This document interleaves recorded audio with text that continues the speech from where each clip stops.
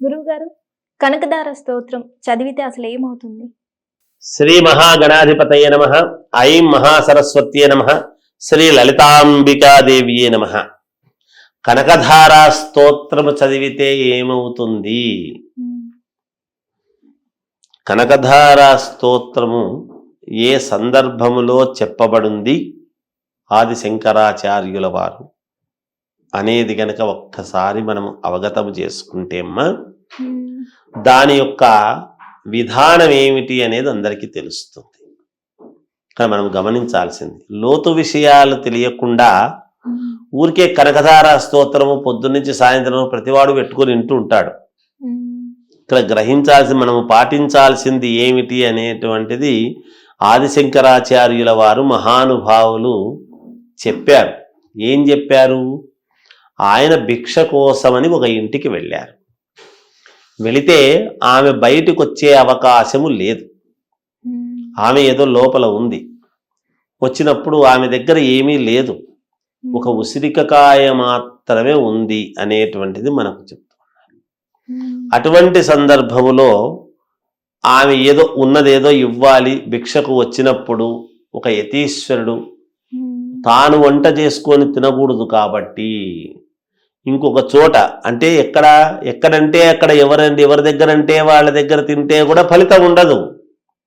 మహానుభావులు కొంతమంది ఎక్కడ అడిగి తీసుకోవాలనో వాళ్ళింటికే పోవాలి. అక్కడికి పోతే అది వాళ్ళు అదృష్టముగా భావించాలి. ఒకరి ఇంటికి ఒకరు వచ్చాము అంటే, ఈ రోజుల్లో మాకు లేదండి, అంత సమయం లేదండి, ఇంకెవరిల్లన్నా చూసుకోపోండి, పెడతారు పోండి అంటుంటారు.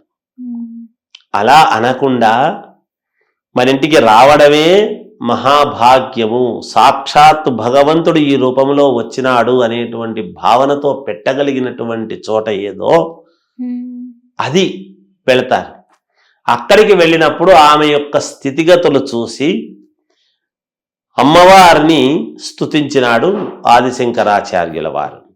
ఆ అమ్మవారిని స్తుతిస్తే, కనకధారా స్తోత్రం చేస్తే బంగారు ఉసిరిక కాయలు అక్కడ ఒక రాశి పడ్డాయి. ఇది దాని యొక్క కథా సారాంశం. దీంట్లో మనము ధర్మము, ధర్మ సూక్ష్మము మనము గనక ఒక్కసారి తెలుసుకున్నామంటే తల్లి, ఇది శంకరాచార్యుల వారు అన్నము భిక్ష స్వీకరించటం కోసము అని చెప్పి ఒక చోటికి వచ్చినటువంటి వాడికి ఆయన భిక్షనే అమ్మవారిని కోరితే ఆ పూటకి ఇస్తుంది కదా. ఇంకొకరికి బంగారు ఉసిరికాయలు కురిపించాల్సినంత అవసరం ఏమిటి?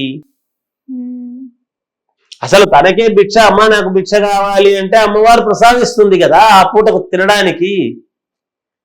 అంటే నా కోసము కావాలి అనేటువంటిది ఉండకూడదు.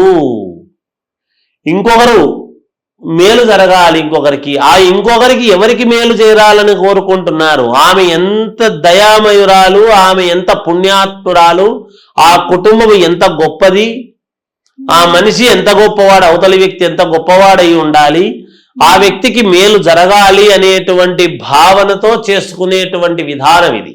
ఎప్పుడైతే పరోపకారము కోసము అనేటువంటిది అడిగారో అది జరుగుతుంది ఎప్పుడూ కూడా. అందుకనే మనం దేవాలయాల్లోకి పోయి మన యొక్క భావన అర్చకుడి ద్వారా భగవంతుడికి నివేదన చేసుకునేటువంటిది. అందుకనే అర్చకుల్ని చాలా తృణప్రాయంగా తోసేస్తూ ఉంటారు సమాజంలో. ఆ అర్చకుడు ఏం కోరుతాడు? ఫలానా భక్తుడు వచ్చినాడు స్వామి, నీ గురించి అడుగుతున్నాడు, ఏదో కావాలట, ఇవ్వు. ఈ అర్చకుడు కూడా అడిగేటువంటి వాడు, ఆ వచ్చినటువంటి వాడు నిజమైనటువంటి ఇది అవునా కాదా అనేటువంటిది తెలుసుకోవాల్సిన అవసరం ఉంది. ఇది కదా భగవంతుడికి భక్తుడికి అనుసంధానకర్తగా అర్చకుడు ఉంటాడు. ఇక్కడ ఏం జరిగింది? అమ్మవారికి ఆ భక్తురాలికి సాక్షాత్తు ఆదిశంకరాచార్యుల వారు అంతటి వాడు మధ్యవర్తిగా ఉండి ఆమెకి ఇప్పించాడు. ఇప్పుడు మనకు పురాణాలన్నీ ఏమి చెబుతున్నాయమ్మా? నారదుడు లోక కళ్యాణార్థమై శ్రీ మహావిష్ణువును ప్రతిదీ అడిగినాడు. మానవులు ఈ విధంగా ఇబ్బంది పడుతున్నారు, ఏం చేస్తే మంచిది, ఇక్కడ ఈ ఇబ్బంది పడుతున్నారు, ఏం చేస్తే మంచిది.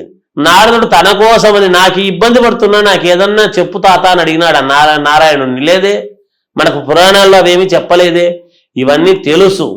తెలిసి పొద్దున్న లేస్తే కనకధార స్తోత్రం మన కోసం పెట్టుకుంటుంటాం. మన ఇంట్లో కనకధార స్తోత్రం వింటుంటే మనకు కనకం కురుస్తుంది అని. మన కోసము మనము వింటే ఎప్పుడూ కూడా కనకధార స్తోత్రం వలన మనకు కనకం కురవదు. నీ కోసము నా అనేటువంటి స్వార్థం ఎప్పుడైతే స్వార్థంతో చేస్తున్నామో కాదు, మనం కోరుకోవాల్సింది ఏమిటి, అసలు ఎందుకు ఇవి, దేనికి? తల్లి మనం ఏం కోరుకోవాలి మరి అంటే, ఎదుటివాడు బాగుండండి, పక్కింటి వాడు బాగుండండి, వాడు ఇంకా ఫ్లాట్లు కొన్నాడు, గురువు గారు కార్లు కొన్నాడు, బెంచ్ కారు ఉంది, అన్నీ ఉన్నాయి, నాకే లేదు, మరి ఇంకా వాడే బాగుండే వాళ్ళని కోరుకుంటే నాకు ఎట్లా వస్తుంది, నా పిల్లలకి ఎట్లా వస్తుంది అనుకోవచ్చు. కావచ్చు, తప్పు కాదు మన కోసం అనడంలో. అయితే మనం కోరుకోవాల్సింది ఏమిటి అంటే, తల్లి నేను ఇంకొకరికి పెట్టగలిగినటువంటి స్థితి నాకు ఇవ్వు తల్లి.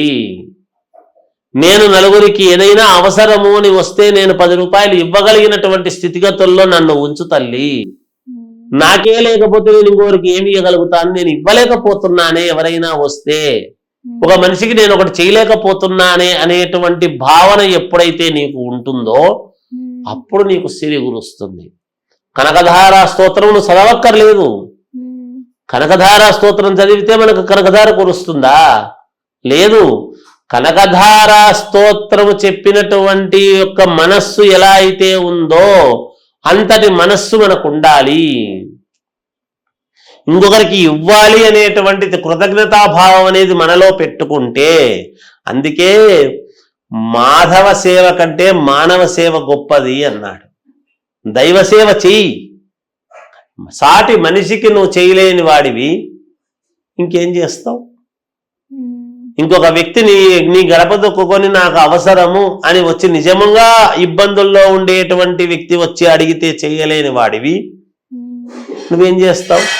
అటువంటిది నేను ఒకరికి ఇచ్చేటువంటి స్థితి, ఒక్కరికి నాకు నా ఇంటికి వచ్చి నాకు ఇబ్బంది అని చెబితే చెప్పిన వాడికి నేను ఇవ్వగలిగినటువంటి స్థితిగతులను ఇవ్వు తల్లి చాలు, అంతకంటే వేరే వద్దు.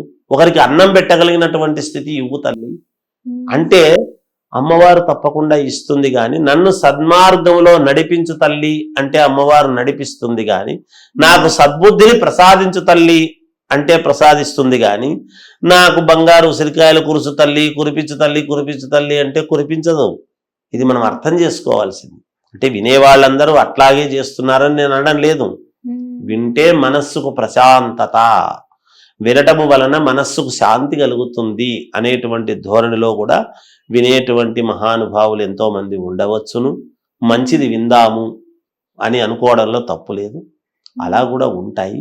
కనుక కనకధార స్తోత్రము అనేటువంటిది ఏ సందర్భంలో జరిగింది అనేటువంటిది కనుక మనం ఒక్కసారి అవగతం చేసుకుంటే మనము ఎటువంటి సందర్భాల్లో దాన్ని చదవాలా అనేది కూడా మనకు అర్థమవుతుందమ్మా.